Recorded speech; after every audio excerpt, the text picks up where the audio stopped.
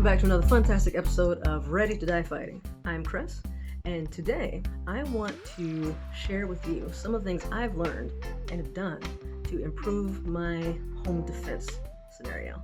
A lot of things happening right now, a lot of uncertainty, and whenever you have increased poverty, increased stress, increased tension, crime goes up. That's just how it works. There's a ton of research that shows that poverty and hopelessness and crime are directly related. So as one goes up, the other goes up. And so we have a lot of that right now. We have a lot of uncertainty. We have a lot of poverty thanks to mostly COVID and all the crazy stuff going on with that. We have a lot of tension with this election and racial tensions and all this. Crime and break-ins and just personal safety and home safety, that has been a high priority for me for the last couple months. And so I've done a ton of research, listening to podcasts and reading about on different websites, consulting some of my police and military friends and family members, and coming up with a home defense plan for myself. And I want to share some of the things that I've learned to kind of help you guys do the same thing.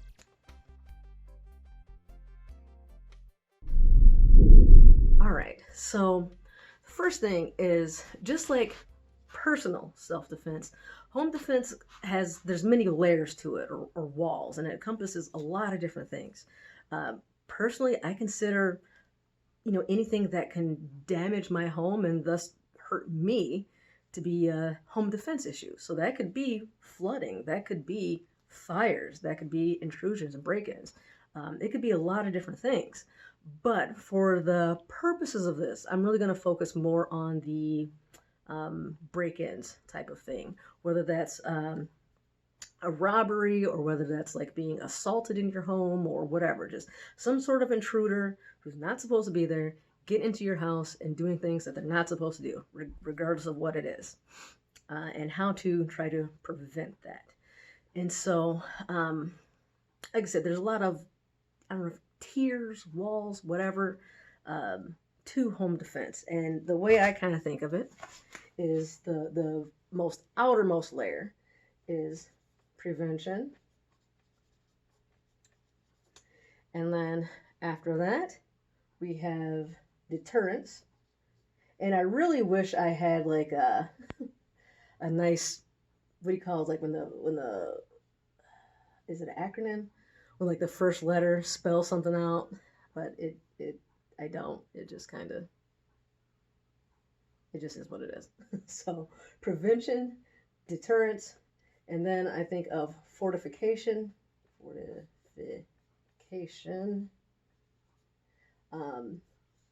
defense, and finally I think of kind of just like assistance or assisting with apprehension.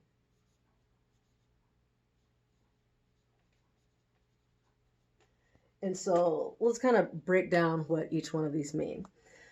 So your first line of defense, in my opinion, is preventing someone from wanting to come into your house in the first place. And there's a lot of things you can do to do that. And one is understanding what the risks are, understanding your community, maybe building a sense of community.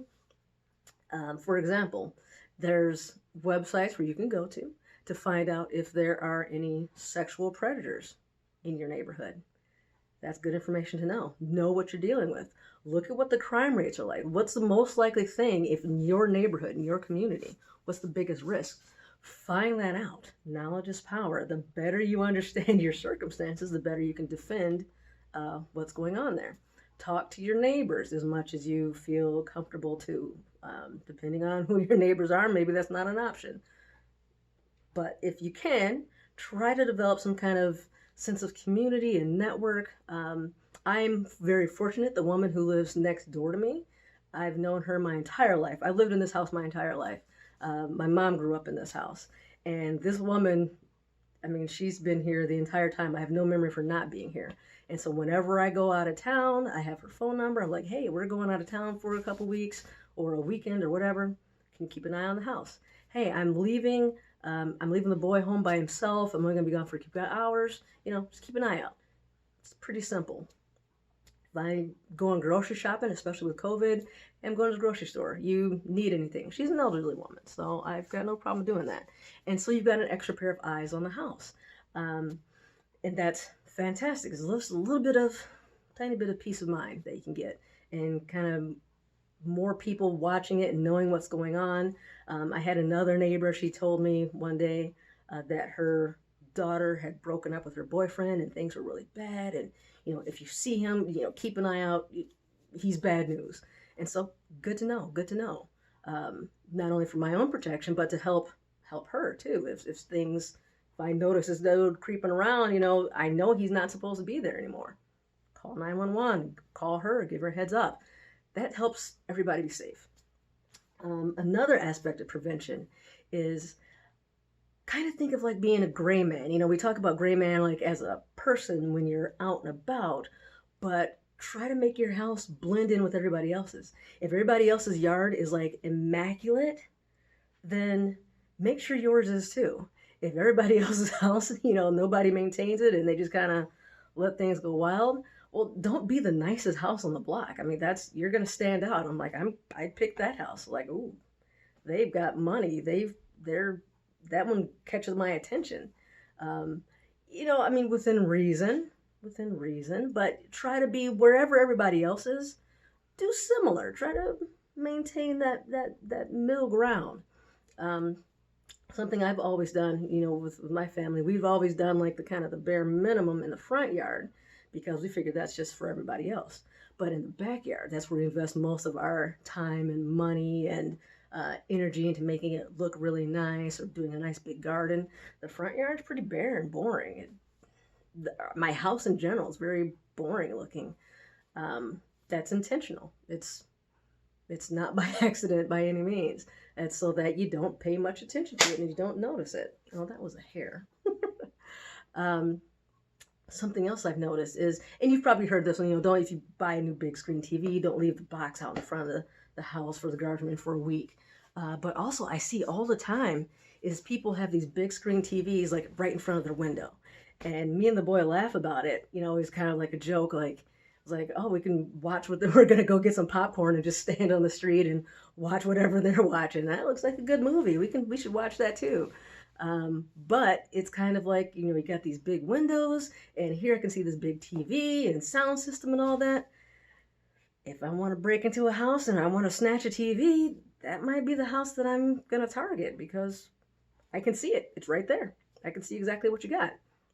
And so the way I've got mine set up is you cannot see my TV from the windows at all. If you were to come and peek in my windows, you'd see a couch, you'd see a table. You wouldn't see much else. You see just like, your basic furniture. Actually, you might be able to see my guitar, actually.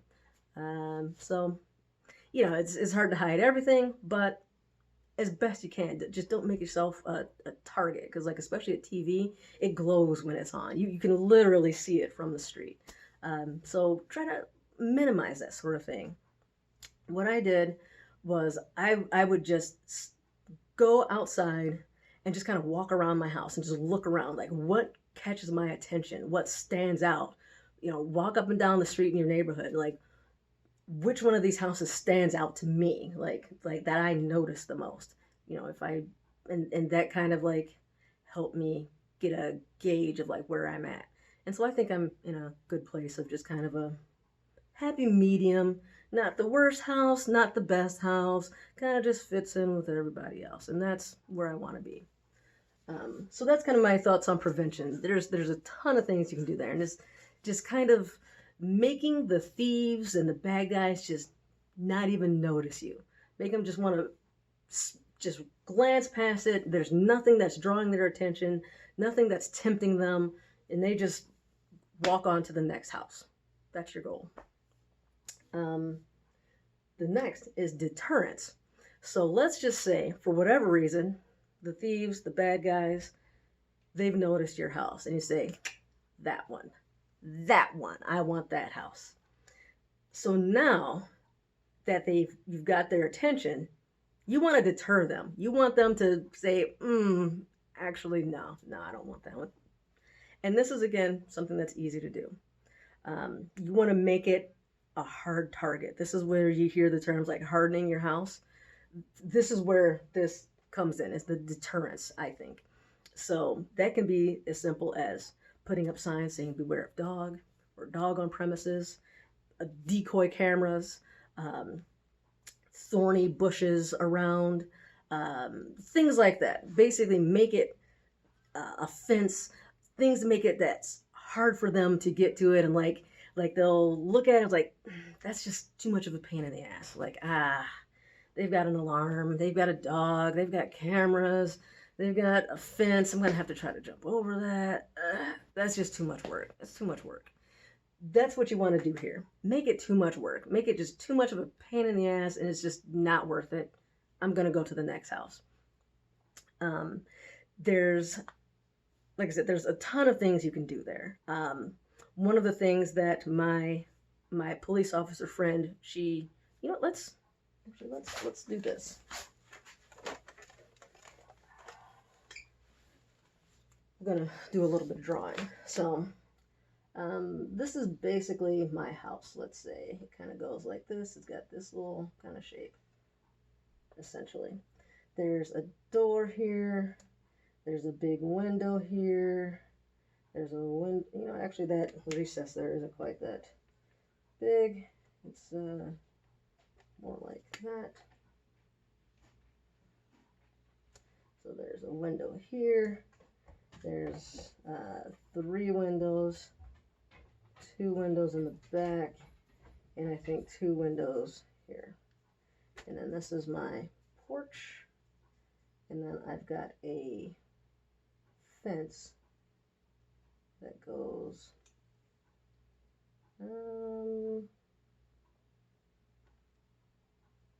about like that. So there. And actually, if you want to be more accurate, there's my neighbor's garage right there, and my garage right here. So that's basically it. Oh, and let's do the walkway. This is relevant. Like that. There's the sidewalk, and the driveway goes right there. All right.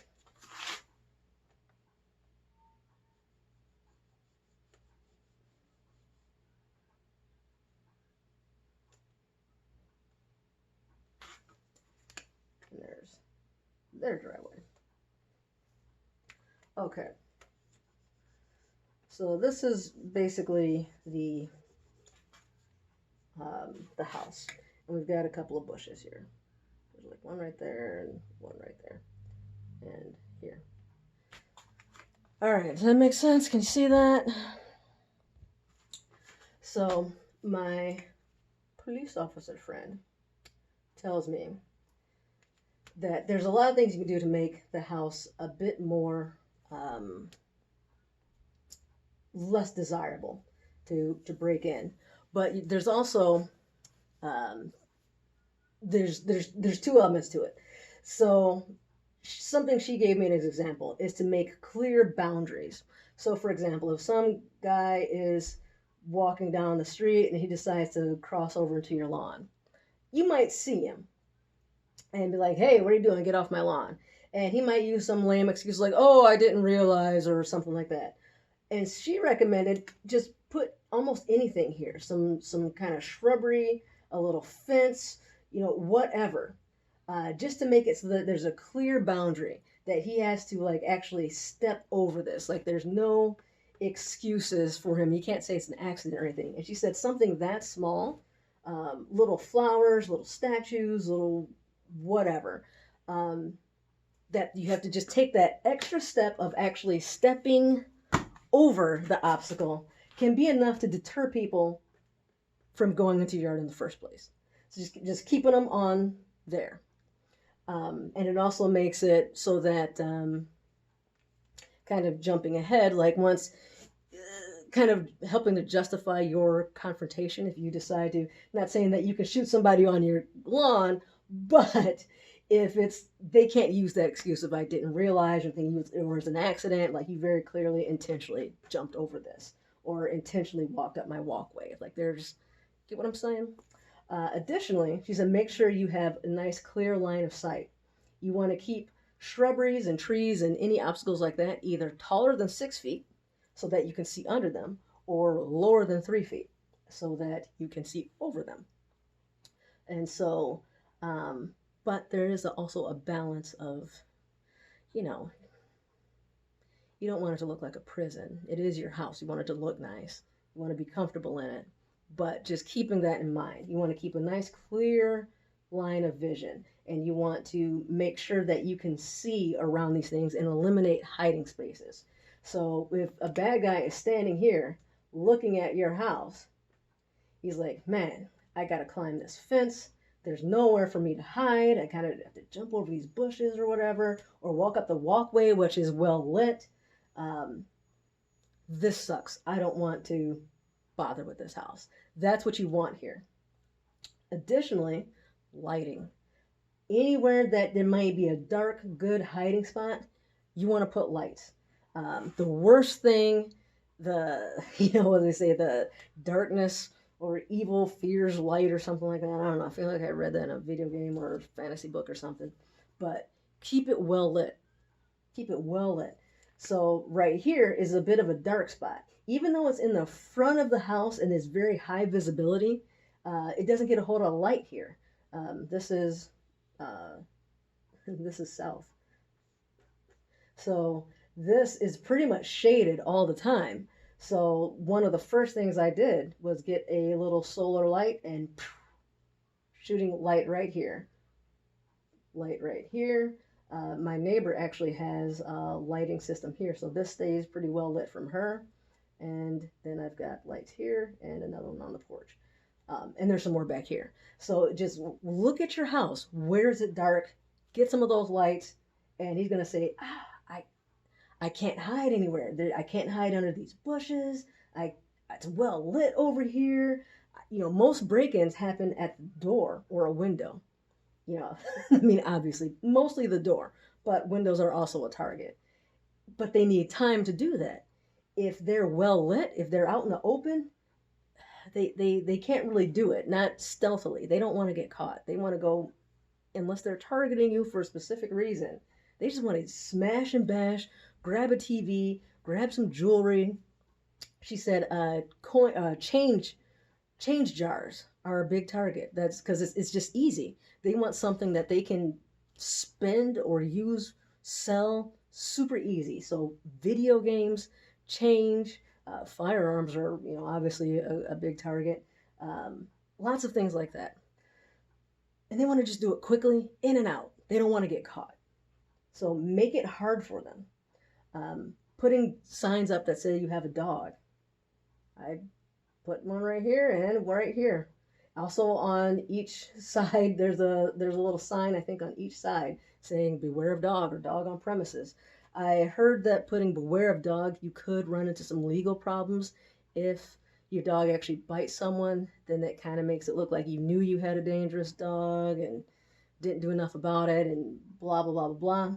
I don't know how big of a worry that is, especially since, like, everywhere they sell those beware of dog signs. But something to keep in mind. Let's see, what else did she say to do under prevention? Also, if you have an alarm system, and you should, if you have cameras, and you should, definitely put a sign saying that. Advertise that you have it. You don't have to say which security system, because if they know which security system, they may know how to bypass it. But just a generic security system, that's going to be something that is going to deter them.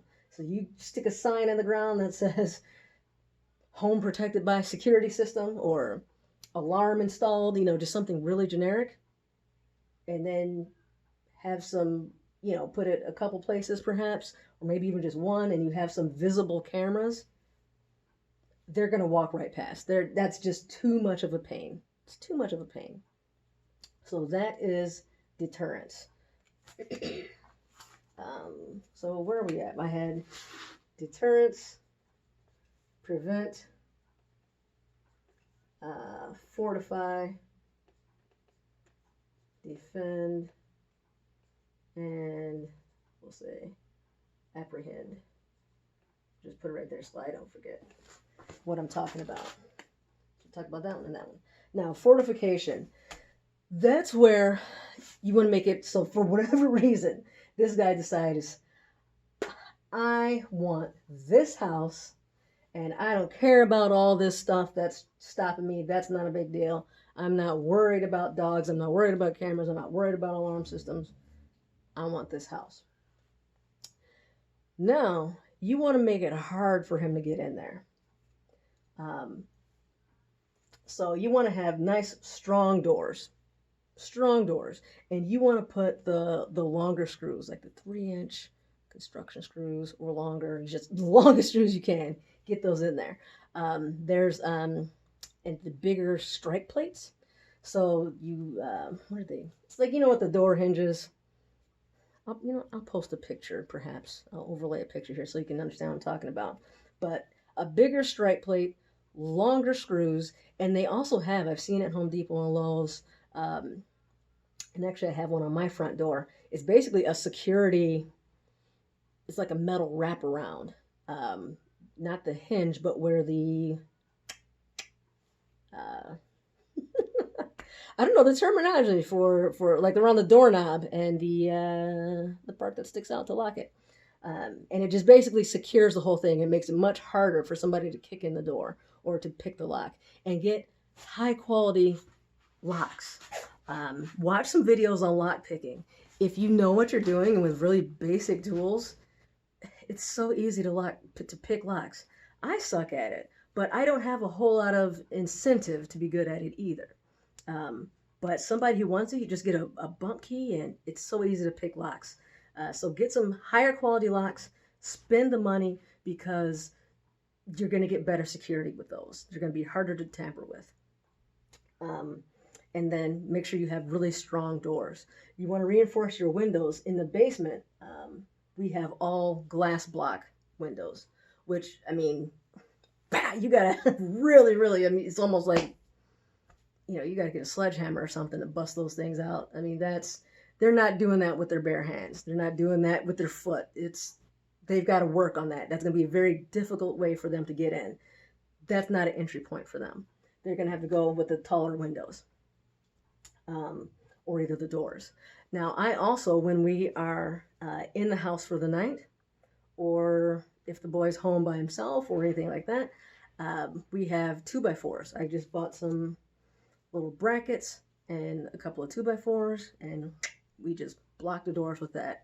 And that's going to give you extra security because most often, or very, very often, they just kick in the door to get in. And a lot of doors, especially if you're in an apartment or like a new build type of house, they use cheap materials. They just do. They use cheap stuff and you can kick them in. So get a bigger strike plate, reinforce that door with stronger screws, and get something. You've got a few options to help that door stay in place if it's kicked in. Additionally, you can buy a lot of different alarm elements individually. And so something that I got is glass break alarms. And these things are loud. They are so loud. If somebody hits the window, they don't even have to break it. You hit that window and it vibrates enough, it's loud as all hell. Additionally, they're very visible and they have a sticker on the back of them. So on the inside, you just see kind of like a white disc. From the outside, it says some kind of security or alarm installed or something like that. And there's also a flashing red light. So a bad guy, that's going to help deter it. He sees if I hit that window, an alarm's going to go off. Even if you don't hear the glass breaking itself, because if you're in the basement or upstairs or something like that, you might not hear it. you are gonna hear that alarm. I was shocked by how loud it was. It was insane. And they're really inexpensive. I think I spent $30 for, I forgot how many I got. Maybe it was 8. Maybe it was only 4. Can't, yeah, I think it was only 4 actually, for about $30. So that's not bad. Um, so that's a great way to protect your windows and uh, keep people from being able to get in, slow them down. The 45 stage is slowing them down. They've decided to come in. You got to slow them down, make it hard for them. Something else you can do is she recommended putting pea gravel, specifically, basically all around the house, but specifically under windows. Put some pea gravel and put some sort of thorny bushes or plants. So blackberries are a great choice. Thorny blackberries. They are super thorny. They will jack you up, and nobody's going to want to get. That's going to make it hard for them to get to those windows. The pea gravel has a very distinctive crunch. It's loud. Even if you don't hear somebody creeping around your windows, you'll hear them. You can't tiptoe on that stuff. You're going to hear that noise. So pea gravel, really cheap to get, a couple of bags at Home Depot or whatever, and just throw them around just outside the windows, and that's going to give you a heads up. They're not going to be able to sneak. Make it harder for them to get in. Like I said, the blackberries or this bush right here, it's called, I think, a quince, something like that. I always called it Quincy. I can't remember what it's actually called, but it's very, very thorny. Nobody's getting in this window. It is so thorny. It's insane. And then, yeah, like the blackberries and raspberries, rose bushes, anything with thorns is going to work well. Let's see, what else do we have here under Fortify? Oh, something that you want to do is check out your windows. So I'm using just some little 1x2s I measured out, and I'm just using them to block the windows so that you can't open them. Because some of my windows are kind of messed up and don't lock very well. But that's a great way. So if they, for some reason, try to, and she also said that thieves, if you put something really skinny, you can kind of sometimes wiggle around with a thin something and unlock the windows, and then they just push it up and come in. But putting that wooden block in there, just kind of like a wedge, I cut it to the height of the window and stick it in there. I'll take it upstairs and show you guys.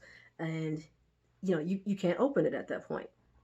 And so that's, again, slowing them down, stopping them from getting in, especially if you have an air conditioner, which I do have in this window right here. She said that's a very common entryway point, because all you have to do is push the air conditioner in, open up the window, and you can crawl in. That's the weak spot as far as the windows. That's the one that they're going to target. So make sure you put some sort of wooden block or something to secure that window. I also put a glass break sensor on there because it picks up the vibration. So even if they don't break the window, just them pushing and rattling on it to try to get that air conditioner in, that should set off the alarm. So that's some of the things that you can fortify. Obviously, a fence is going to help too. They're going to have to climb it, get around it some kind of way.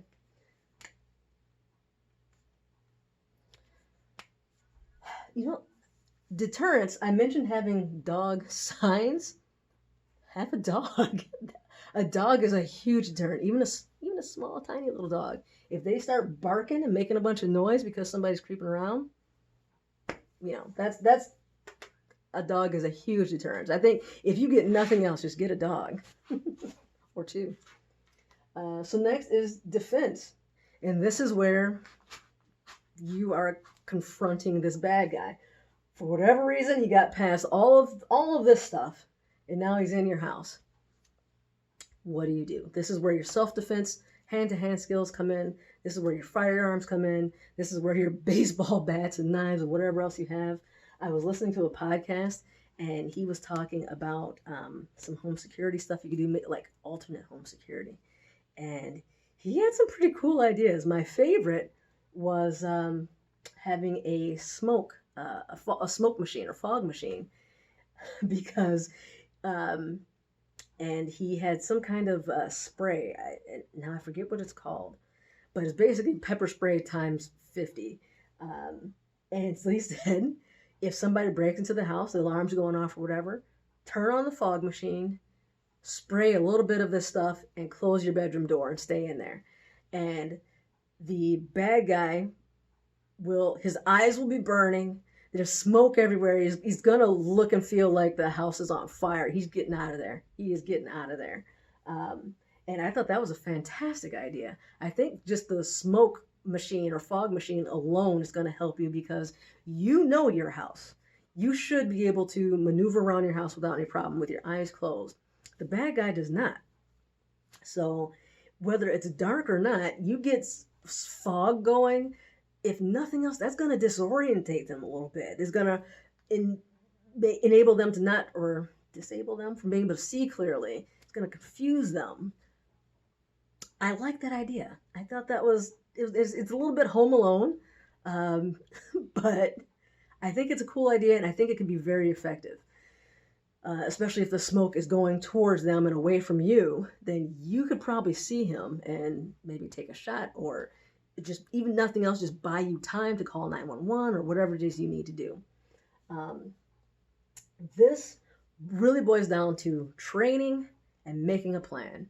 What are you going to do if somebody breaks in? This is something I've discussed with my son a lot. We practice clearing the house. We practice if somebody breaks in, what do you do? Here's, we've got phones placed, where's the phone? What's the number you call? Making sure he really knows that. And I also have dogs. So that's between the dogs and your fog machine or whatever Home Alone setup you want to have, your baseball bat, your martial arts training, this is where you go to war. They're in your house. They intend harm. Do not hold back. I mean, forget about all that warning shot stuff. I would say maybe the one exception is if you have a shotgun and if you want to use like a beanbag or rubber bullet for like the first round.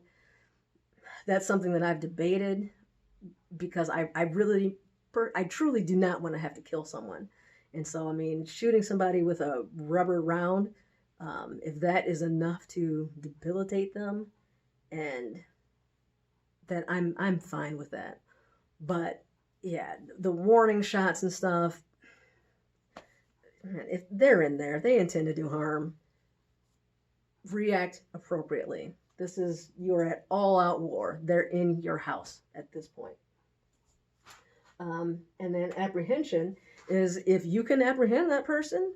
And what I really like, this is where the cameras really come into me. So the cameras can give you a heads up. The cameras to me are more of a deterrence than anything else. They also give me a heads up. I like if I'm not home, before as we're pulling into the driveway or before we even get out of the car, I deactivate the cameras. But in the process, I'm looking to see. We did have an incident last year where we thought someone was in the house. We didn't know for sure. It freaked us out and all that. Now I don't have to worry about that. I just look at my cameras. I use the Blink cameras and they're, right on my app. Boom, boom, boom. And I know if somebody's in there or not. So just peace of mind. Oh yeah, house is clear. We can go in. Nobody's creeping around. I've got cameras all over the place. You're not hiding. So I don't have to worry if somebody's hiding behind the bushes or anything like that. They would have been on the camera. So I can calmly and confidently go into my house safely and not worry about it. But also, if somebody does break in, I have cameras inside the house so that I can catch their face, ideally. And that's where I can help the police catch them if they got away. Or if I do have to use lethal force, they can see what happened and know that my actions are justified. This is kind of a cover your own ass type of thing, for me anyways. Assuming you do the right thing. If you don't do the right thing, then... But do the right thing. Use lethal force only if necessary. Don't shoot them in the back as they're running down the street and then drag their body back into the house. Don't do that. Do the right thing, and you can cover your ass here. Capturing their face, capturing their motives, all that's going to make it easier to prosecute them later. I think that's it. I think that's it.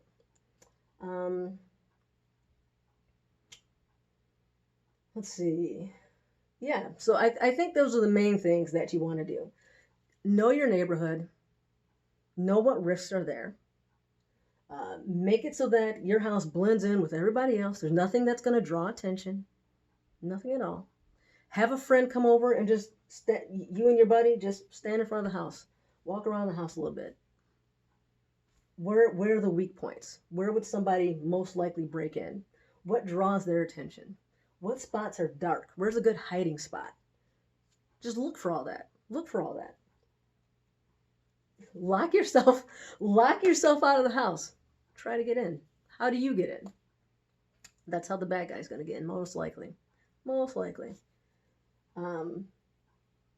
Reinforce. Make it so that it's hard to get in. Once somebody decides, just make it as big of a pain in the ass to get in your house as possible. Make it so that it's loud, it's painful, it's difficult. Make it so that they just don't want to do it. And if for whatever reason they do decide to come into your house, be ready to give them a world of hurt. Be ready to go to war. And be ready to have the cops come and clean up their body when you're done. And that's Home Defense by Chris.